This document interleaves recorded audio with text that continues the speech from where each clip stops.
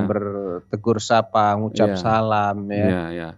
Itu nggak akan dapat kalau kita di rumah terus sholatnya gitu. Iya, barakallahu fiik Ustaz, seperti itu nasihat antum ya. Alhamdulillah. Ya tadi Bapak Nazmi yang bertanya tadi di Palembang ya kalau salah ya. Semoga bisa paham apa yang sudah disampaikan oleh Ustaz Sofyan. Saat ini kita mulai dari pertanyaan pertama dari website ya Ustaz, boleh ya Ustaz ya? Dari Fahri Haryanto, Sumatera Utara, Medan. Assalamualaikum warahmatullahi wabarakatuh Ustaz Sofyan. Izin bertanya Ustaz, saya ingin bertanya tentang apa hukumnya melakukan badal umroh dengan memasang tarif tertentu.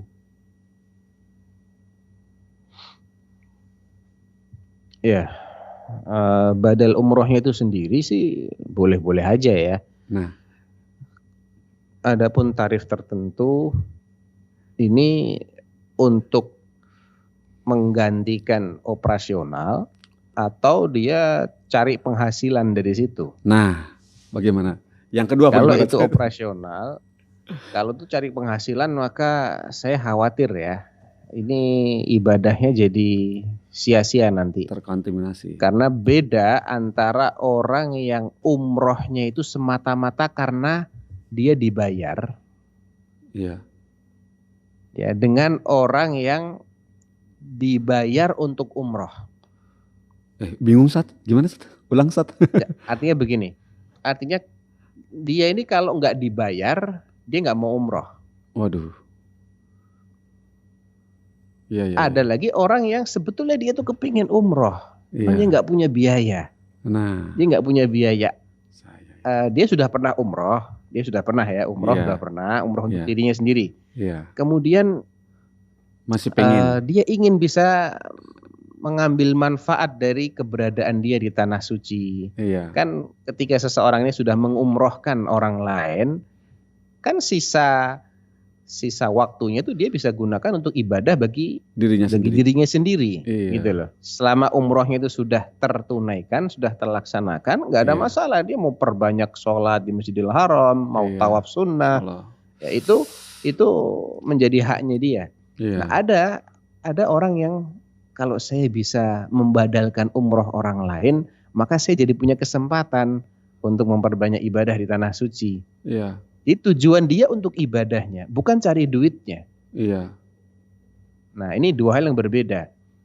Ada lagi, kalau yang tercela itu adalah kalau Anda tidak bayar saya sekian, saya tidak mau umroh. Saya tidak mau badalin gitu ya. Jadi motivasi utamanya itu duitnya. Bukan ibadah umrohnya, bukan. Makanya Syekh Syuyukhina, gurunya guru-guru kami, Syekh Ibn Utsaimin rahimahullahu ta'ala,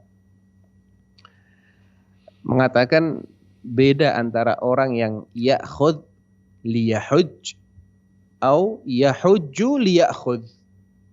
Beda antara orang yang mengambil bayaran supaya dia bisa haji, bisa ikut merasakan suasana haji, dengan orang yang hajinya itu semata-mata biar dia dapat duit. Kalau dia tidak haji kan tidak dapat biaya badal. Jadi tujuan dia haji untuk apa? Saya mau cari duitnya. Badal. Makanya kalau sesuai dengan tarif yang dia inginkan, dia terima. Kalau enggak, dia tolak.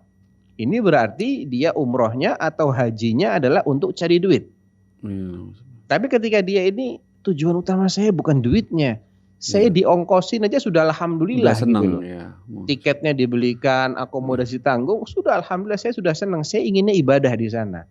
Dikasih uang saku, alhamdulillah, enggak ada masalah. Nah, itu enggak ada masalah. Tapi kalau dia pasang tarif, saya tidak mau.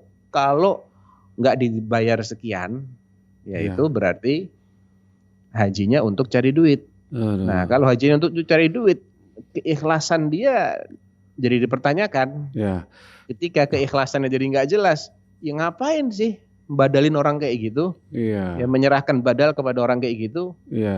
Apa yang bisa diharapkan? Gitu. Tapi bagaimana hukumnya ini startup ya, ketika orang yang menjadi korbannya gitu, udah terlanjur bayar kepada orang yang bermotivasi seperti itu.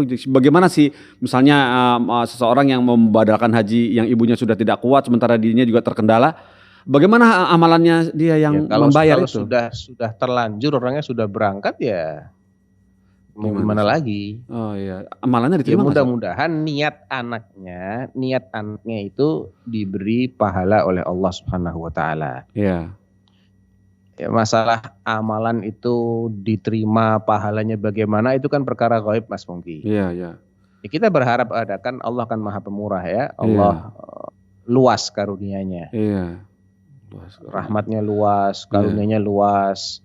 Ya, kita berharap kepada Zat yang Maha Luas karunia-Nya akan memberikan yang terbaik. Iya, karena kan ada dua sisi di sini. Anaknya sudah berusaha, dia mengumpulkan uang dengan rezeki yang halal, dengan niat dia bisa mengumrohkan atau menghajikan orang tuanya. Iya, betul. Ini kan sesuatu yang itu bila dia lakukan dengan ikhlas, maka insya Allah itu menjadi amal soleh. Iya. Adapun dia mengira karena keterbatasan ilmu dia, orang ini bisa membadalkan, namun ternyata setelah udah terlanjur, uangnya sudah diserahkan, sudah dipakai oleh yang bersangkutan, dia baru mendapatkan informasi atau pengetahuan bahwa sebaiknya jangan menyerahkan kepada orang-orang yang pasang tarif, karena ada kekhawatiran dia semata-mata mengumrohkan karena cari duit. Iya. Ini kan sudah di luar dari kemampuan dia karena sudah terlanjur pertama. Iya. Maka saya berharap tetap pahalanya akan disempurnakan oleh Allah Subhanahu wa taala, apalagi dia menyesali kemudian dia sudah berusaha sejauh yang dia mampu untuk memilihkan yang terbaik, maka insya Allah pahala dari ketulusan dia dan upaya dia itu sudah tercatat di sisi Allah Subhanahu wa taala. Amin, amin. Masyaallah, barakallahu fiik. Ya, seperti itu Ustaz ya.